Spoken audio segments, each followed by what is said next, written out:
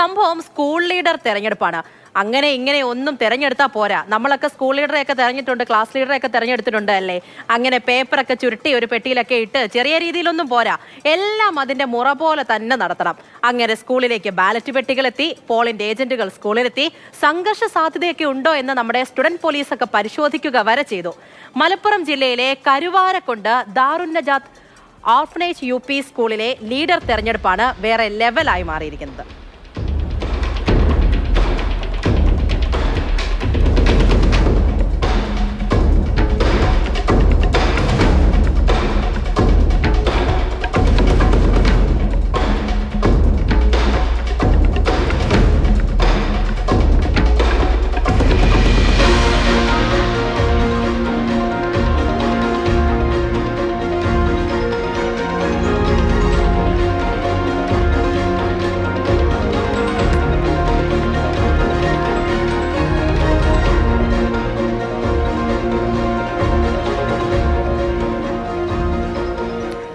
അരുൺ അമൃതനാഥാണ് നമ്മുടെ കൂടെയുള്ളത്. അരുൺ, പ്രായപൂർത്തിയായവർക്ക് മാത്രം ഈ രാജ്യത്ത് ഇങ്ങനെ എഴുതി വെച്ചിരിക്കുന്നത് പോലെ വോട്ട് ചെയ്താൽ മതിയോ?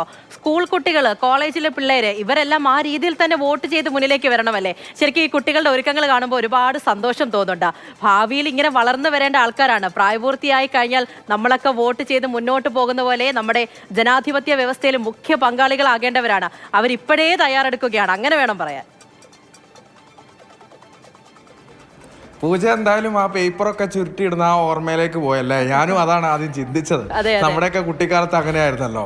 അപ്പോൾ നമ്മൾ ഈ ഒരു തെരഞ്ഞെടുപ്പ് ചൂട് കഴിഞ്ഞ് നിൽക്കുകയാണ്. അപ്പോൾ പ്രചാരണവും ആവേശവും ഇതൊക്കെ കുട്ടികളും കാണുന്നുണ്ട്. തെരഞ്ഞെടുപ്പ് എന്ന് പറഞ്ഞാൽ ചില്ലറ കാര്യമല്ല എന്നുള്ള ഒരു ബോധ്യം ഈ ചെറുപ്പത്തിൽ നിന്ന് തന്നെ തുടങ്ങണം. അത് ജനാധിപത്യത്തിൻ്റെ അവകാശമാണെന്നുള്ള ബോധ്യം ചെറുപ്പത്തിൽ നിന്ന് തുടങ്ങണം എന്നൊക്കെ നമ്മൾ പറയുന്നതിൻ്റെ ഒരു ഉദാഹരണം അവർ തന്നെ കാണിച്ചു തന്നു എന്നുള്ളതാണ്. വെറും ഒരു ഇലക്ഷൻ അല്ല, ചില്ലറ കളിയല്ല. ഈ പോളിംഗ് ഉദ്യോഗസ്ഥരുണ്ട്, ഒപ്പം തന്നെ ഈ സുരക്ഷാ ഉദ്യോഗസ്ഥരുണ്ട്, പോളിംഗ് സാമഗ്രികളുണ്ട്, ഫുൾ സെറ്റപ്പോടെയാണ്. ആ ജീപ്പിൽ വന്നിറങ്ങുന്ന അവരുടെ ഭാവമൊക്കെ കാണുമ്പോൾ ആ വീഡിയോ കണ്ടപ്പോൾ തന്നെ നമുക്ക് തന്നെ ഒരു കൗതുകമാണ് തോന്നുന്നെങ്കിലും ഒരു പോസിറ്റീവ് എനർജി ഉണ്ട് ആ വീഡിയോൻ്റെ അകത്ത്. അവരുടെയൊക്കെ ഒരു ആത്മവിശ്വാസവും അവരിങ്ങനെ അണിനിരക്കുന്നതും. സുരക്ഷാ ഉദ്യോഗസ്ഥർ അവരുടേതായ ലെവലിൽ തന്നെയാണ്. JRC സ്കൗട്ട് വിദ്യാർത്ഥികളാണ്, ഗൈഡുകളാണ് അതിൻ്റെ സുരക്ഷാ ഉദ്യോഗസ്ഥരായി വരുന്നത്. ഒപ്പം തന്നെ അധ്യാപകരുടെ ഒരു ഇനീഷ്യേറ്റീവിന് എന്തായാലും പൂർണ്ണ അഭിനന്ദനം തന്നെ കൊടുക്കണം. കാരണം വിദ്യാർത്ഥികൾക്കൊരു മാതൃക തന്നെ കാണിച്ചു കൊടുക്കുകയാണ്. വിദ്യാർത്ഥികളിലൂടെ തന്നെ തെരഞ്ഞെടുപ്പിനെ എങ്ങനെ നേരിടണമെന്ന് അവർ കാണിച്ചു. ഞാൻ ഒന്ന് ഇടപെട്ട് ചോദിച്ചോട്ടെ, എന്റെ ഒരു കൗതുകം കൊണ്ട് ഞാൻ ചോദിക്കുകയാണ്. പണ്ട് ഈ വീട്ടിൽ നിന്നൊക്കെ അമ്മയും അച്ഛനും ഒക്കെ ഇങ്ങനെ വോട്ട് ചെയ്തിട്ട് വരുമ്പോൾ അവരുടെ വിരലിൽ ഈ മഷി പുരട്ടിയിരിക്കുന്നത് കണ്ടിട്ട് വലിയ അത്ഭുതത്തോടെ നമ്മുടെ വിരലിലൊക്കെ ഇനി എന്നായിരിക്കും മഷി വരിക എന്നിങ്ങനെ ചോദിക്കാറുണ്ട്. ആ രീതിയിലുള്ള തയ്യാറെടുപ്പുണ്ടോ? ഉണ്ടെങ്കിൽ ഈ സംഭവം കളറായിരിക്കും എന്നേ എനിക്ക് പറയാനുള്ളൂ. എപ്പോഴല്ലേ പൂർത്തിയാവുള്ളൂ?